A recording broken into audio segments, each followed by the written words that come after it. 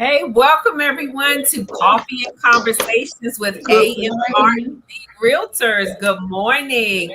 Good I am morning. Mashana Perry with Making Moves Happen Realty and broker with AMR Elite Realtors. Alicia is not here with us today, but she will be rejoining us back on our next Coffee and Conversations. So we also have Miss Juanita. Juanita Kennedy. I'm associate broker with AMR Elite Realtors LLC. And I am so happy to be back here. It's been a long time doing conversations. And so I'm so looking forward to talking to Miss Weaver about all of the wonderful programs that she has.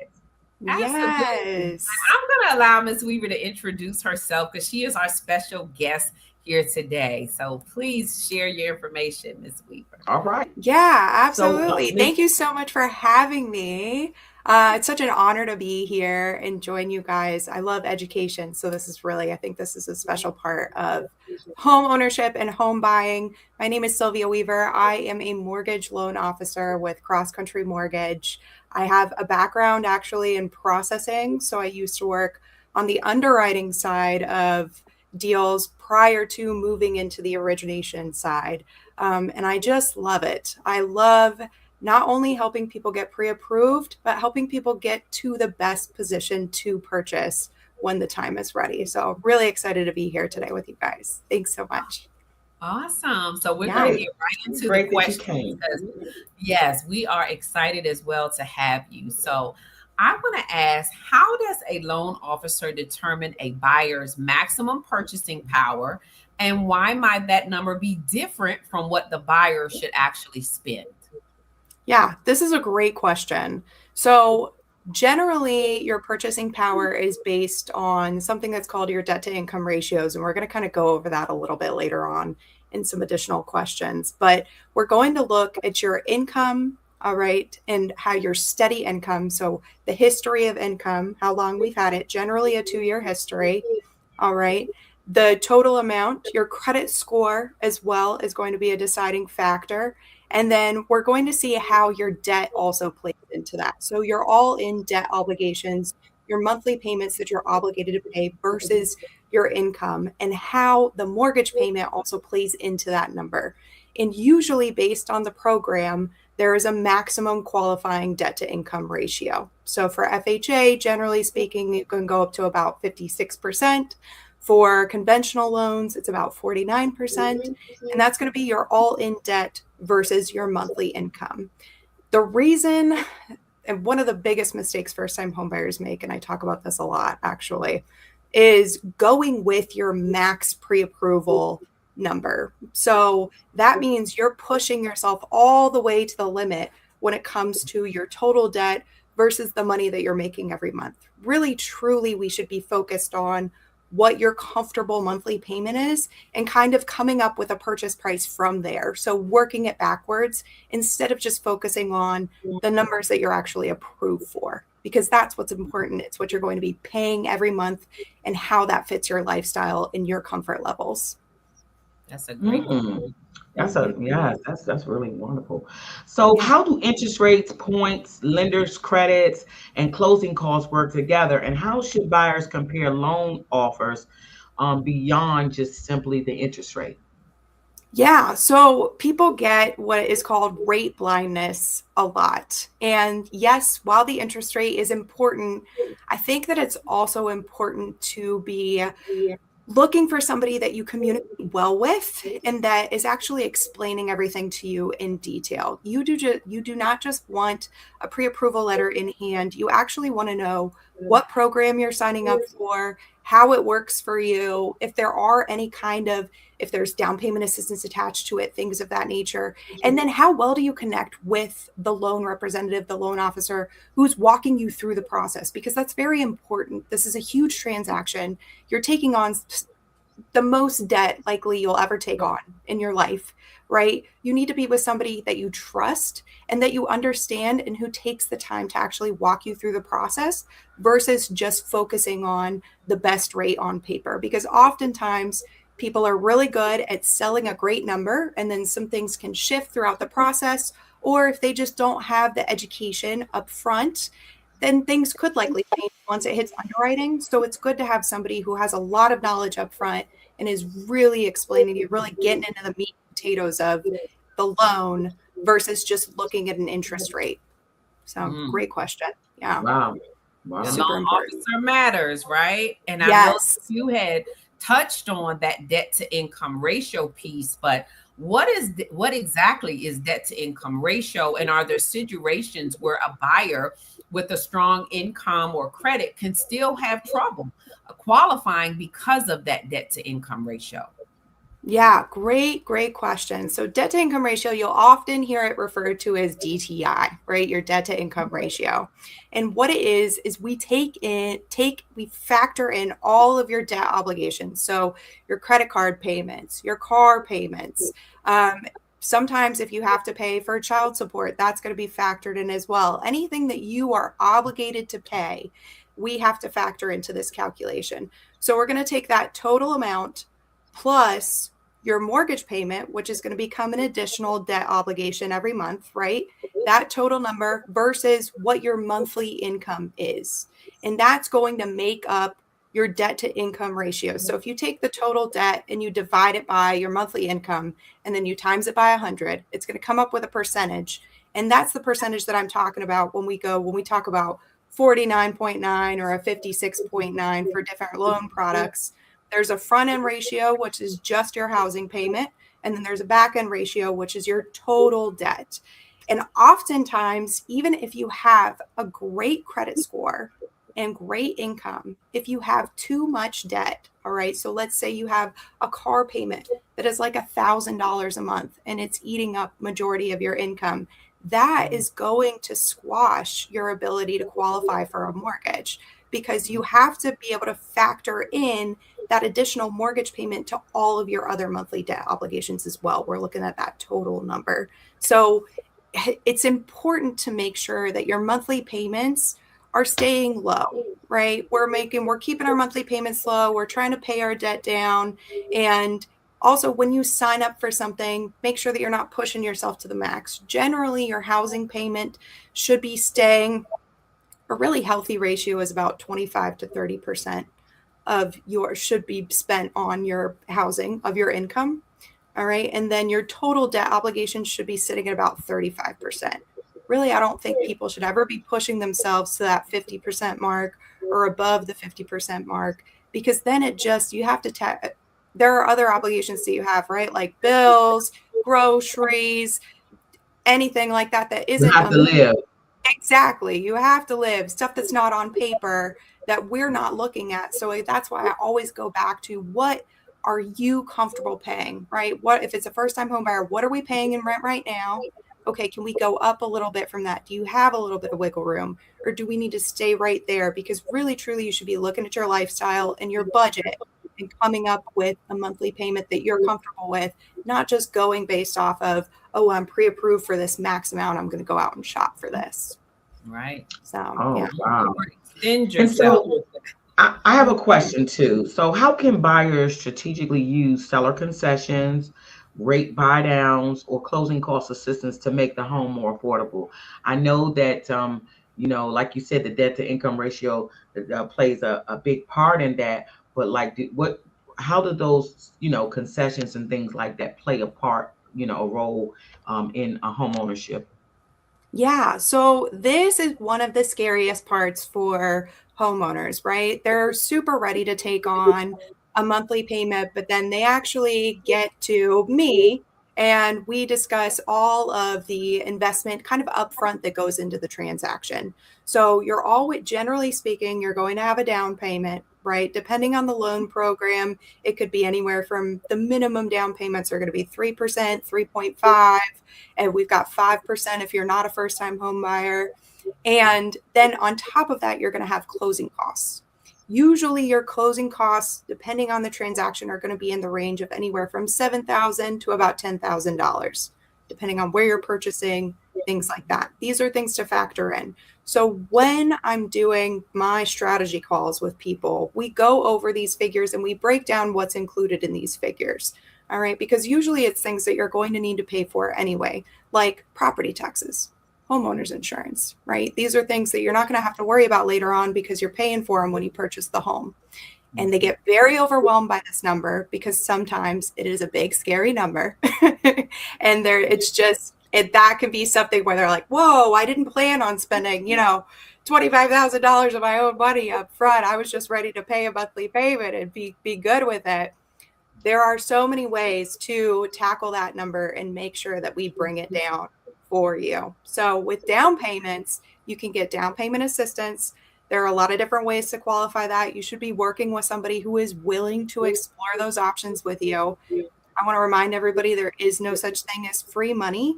Generally speaking, there is fine print attached to those down payment assistance programs. So if you plan on moving within the next 10 years, I usually don't recommend getting those, but I'm getting carried away. Well, I And mean, down payment assistance programs, yes, they do come with the lien type situation, but there's a way to strategically handle that too, because you can yes, actually, after you get your loan, you can actually start to pay down that down payment assistance. And a lot of people, I don't think that exactly. they know that, but like if you got $10,000 down payment assistance money to assist you to purchase a home, you can chip away at that $10,000 as well as continue to pay the mortgage. You don't have to let it sit there. And I think that that's Yes. something that lenders need to explain to people. You can get rid of that help that you got. If you're Yeah. strategic, you can reach out to them directly, start a monthly payment plan. And so, that way, if you ever need to refinance or you ever need to sell the property, you've lessened that amount of money and that help that you got, and you don't have to pay them at the table. So I think Very that true. as lenders, I think that's more of a selling point as opposed for the down payment assistance programs than it is to say you have this lien. You can pay that lien, Yes. get rid of it, and still be in your home because they're just helping you to get in, but that doesn't mean you can't pay them to Yes. And it's to help important. yourself. I That's agree. why it's important to have somebody who's going to educate you on the type of down payment assistance that it is, and then let you know, hey, if you do get a bonus, you should throw this towards the down payment assistance first. We'll worry about the principal later, right? We should be focusing on this baby one. They tell you to pay off all of your small credit cards first when you're doing any kind of debt improvement, right? It's the same thing with Mhm, your mortgage. You're going to want to pay that baby one off first. Get rid of it. That way you can refinance in the future and you're free to do that. But another mhm, thing that we didn't touch on was seller credits. Seller credits are huge if you are in a buyer's market, right? It is a great way to negotiate better terms for you. And if you are looking for a deal, oftentimes it's beneficial to look for homes that have been sitting on the market for a little bit longer, right? mhm, These are the sellers that are going to be very motivated. If you see a couple price reductions, they're even more motivated because they're dropping that price.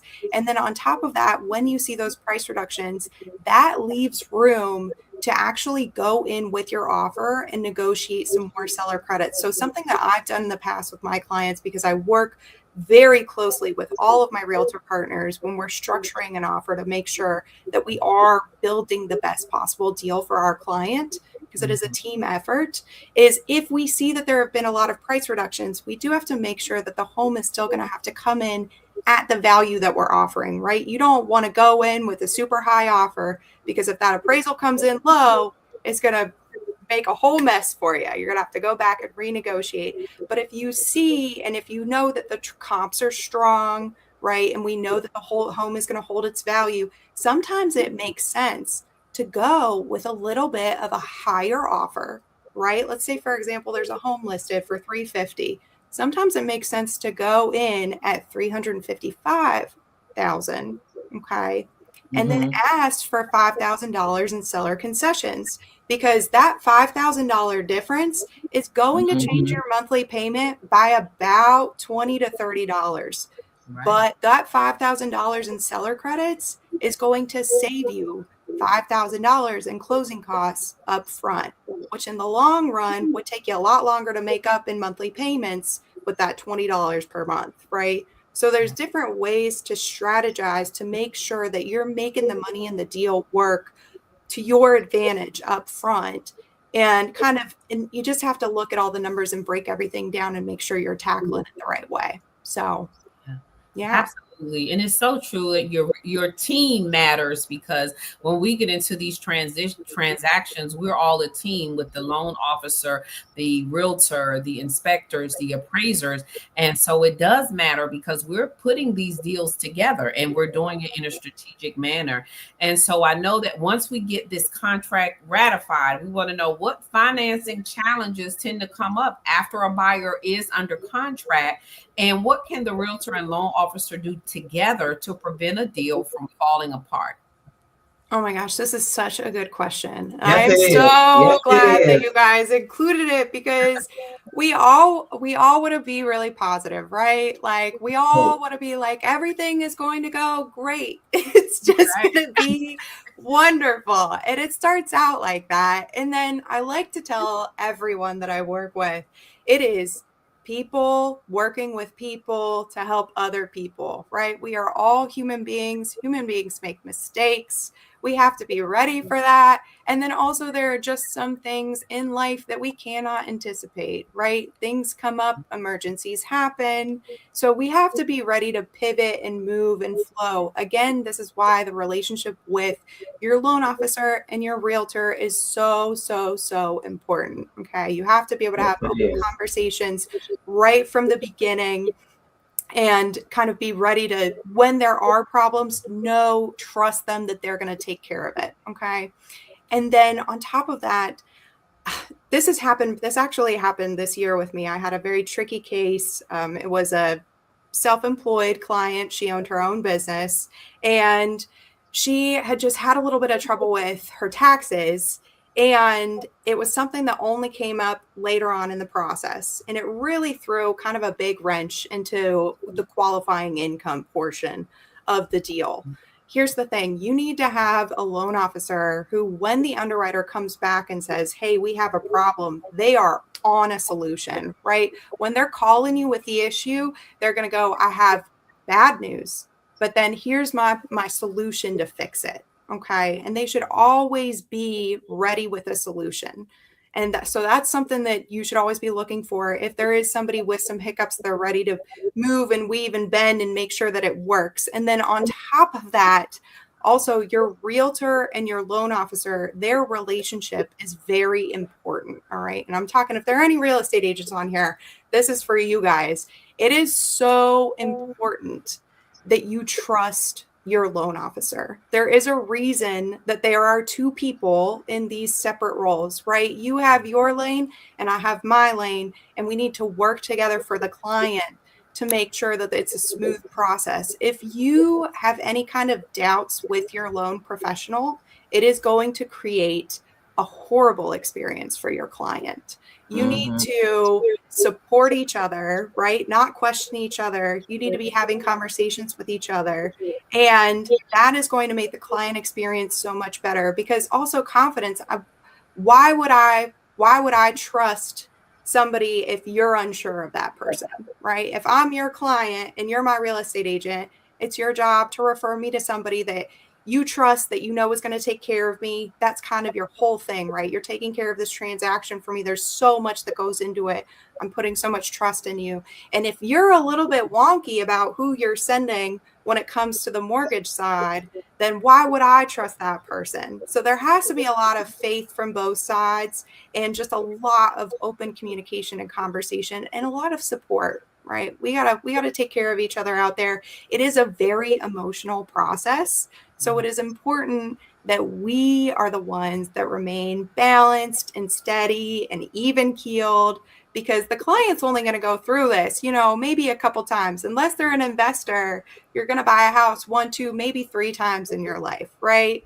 But That's we true. do it all the time. And sometimes we forget that it is their first time, or they don't do this every day. And it's important to kind of wind it back and be like, okay, I need to meet them at their level. I do need to break everything down. I do know that it's emotional. There's a lot of money, weighing here. So sometimes you just got to be a therapist. You got to wear a lot of different hats. And sometimes you got to be a punching We bag we too. definitely know that. We You know, definitely know like that. if you're the deliverer Exactly. of bad news, then you're going to be the one who kind of takes the brunt of it. And you just have to be ready for that and be comforting to people. It's also very, very important. This is a customer service facing job, right? Yes. We are Yes. delivering a service. There's a lot of hand holding. And if somebody is giving you a hard time, or if they're like, oh, you're just not getting it, you are working with the wrong person, right? They should be Yes. speaking your language, and they should be communicating to a point where you do actually understand and you don't feel overwhelmed and bulldozed by numbers. And yeah, Right. we should be taking care That's of you, true. truly. Yeah. And I tell you, I think that knowledge is power. When you take the opportunity to tell the first time home buyer, do not go out and apply for any lines of credit. Do not make any huge purchases while we're going through this process. The lender needs to give that information to the first time home buyer so that they're well aware that any of those actions could actually disrupt them from purchasing a home. And so Mm-hmm. knowledge is power. We each one teach one. We Yeah. must let them know what they cannot do in the middle of the transaction prior to even getting into it, because it's better to save the deal before there's a problem to save the deal, basically. And so Exactly. I think that, and I deal with a lot of first time home buyers. I honestly can say that. And I love that because you have an opportunity to educate them on the process, to tell them the do's and don'ts of the process, but as well as get the opportunity to sit at the settlement table with them after they've listened to you and taken all of those things into account, and now they are a homeowner. So that's like the best, the Yeah, best. But you have to give them those tools that you they do. need to be successful in the middle of that transaction. Otherwise, they go out and they decide to get married and they decide to buy a $10,000 wedding ring, and then all bets are off for the transaction. But if you Yeah. tell them, like, look, you're gonna have to wait till afterwards. Maybe you can have the wedding in the yard. Yeah. Right. Don't put any deposits down on anything. Right. But Exactly. you cannot do any type of things of that nature to, stop you from being able to purchase. So, Yeah. I think that just giving them those little tidbits would really, really help. And a lot of lenders take that for granted because, they feel like they've been dealing with people that have been purchasing over and over again. But with the first time home buyer, it's like dealing with a brand new baby. You Mhm. have to teach them. Yes. You have to Yes. throughout the And entire I'm process. so glad that And you brought that up because yes, yeah, I think that when it's you say really important too DTI for first to time a home new home buyers. buyer, they're like, DTI, is They're that a like, company? But that's debt to income. what? Right, right. You have to Yeah. break it down. Yeah. Yeah. I think it's so important too for first time homebuyers to reach out to a mortgage professional really early, right? If you're like, I'm going to buy a year from now or 6 months from now, you should be contacting a loan professional because what they're going to do is they are going to help you get into the best position. But sometimes that takes some time, right? Credit repair takes time, saving Yes, up it money does. takes time, and it is very hard to work towards buying a home. Everybody says they want to buy a home, right? Have you ever set a goal where you're like, I want to lose weight? And that's all you say. Like, you really Yes, have to break it down to, I'm going And to go to the gym 3 times a week and I want to lose 5 pounds per month, right? It's the same thing with purchasing a home. Okay. If you want to purchase a home, then it's good to get with a loan professional because we're going to look at what your monthly payment is. We're going to come up with a purchase price target. We're going to come up with how much money you should kind of be saving up. Even if we're not using that money, you're likely going to need a little bit of reserves, right? So we want a little bit of savings. And then we're going to look at your credit score and we're going to do repair for that as well. And that takes time, right? yes, So it is good to get ahead of the game. And then also it helps to motivate you and it helps to feel a little bit less overwhelming when you have a professional help kind of break it down into baby steps for you, right? Okay. exactly. If we hit this mark in in 3 months, then we're going to do it again in another 3 months, and then you'll be ready for that pre-approval and you'll be in the best position possible. So it is so important to kind of get ahead of it. And during that pre-approval conversation, that is when I'm letting you know, keep your credit profile really, really boring. Don't give anybody your social. Like if they ask for your birthday and your social, say no. And then on top of that, I tell everybody too, my thing is, until you are standing in your new house with the keys in your hand, physically in the home, I'm not talking about after you sign the paperwork or standing in the house, that is when you are allowed to go do things with your credit. And you can too, right? It's generally a short period of time. People think that it's going to be forever. It's funny. I'm like, no, I probably am going to be in control of your finances for about 3 months, right? That's going to be like our shopping period from when we're pre-approved to when we close is usually about 3 months, 2 months to shop and then a 30-day close. So just give me 3 months. It's just 3 months. And then and then I set you free. I release you. You can go do whatever with your credit and spend money and you'll be fine. And now you got a house. So it's worth it. It's definitely worth it. Yes, But yeah, yes. very important. Yes. So Absolutely. when should a buyer consider FHA, conventional, VA, USDA, or down payment assistance financing? And what are the pros and cons that realtors should understand when helping their clients to write offers? All right. So this is a loaded question. It could be a really big answer because we're kind of getting into the different loan products, right? FHA is generally going to be a little bit more flexible. When it comes to the debt to income ratios, it's really great for first time home buyers because it is a government insured loan. So they just allow a little bit more flexibility on the credit, things of that nature. USDA is a rural housing development loan. Okay. So you have to be in rural areas outside of city limits. There is a website where you can look up the addresses to see if properties are USDA eligible. You can just Google USDA eligibility and it'll pop right up. That is a great resource for realtors when they know that their client is pre-approved for a USDA loan. USDA loans are 100% financing, which is wonderful, but they do have pretty strict income limits, pretty tight debt to income ratios. So you do have to kind of fit in a perfect little bubble and be purchasing in a certain area to qualify for that loan. Mhm. VA is incredible, right? We're giving back to our military service members that have given so much to us. It is 100% financing. Generally, the rates are excellent. VA loans are just so great if you have access to that as being a service member in the past, being a veteran, right? And then Right. conventional loan programs are privatized loans, right? So they're not government insured. They're going to be a little bit more concerned with your debt to income ratios, and they're going to be a little bit more concerned with your credit score. So you generally have to have a little bit of a higher credit score, a little bit more money up front. But the reason people love conventional loan products is because they do generally tend to cost the least overall. There isn't any kind of mortgage insurance attached to a conventional loan product once you hit 20% equity in the home, right? If you are starting to purchase, there are some programs that'll even go down to 15%, some specialty products, but usually it's good to get your foot in the door with a government loan and then refinance into a conventional loan product because you'll be saving money on what's called mortgage insurance every month.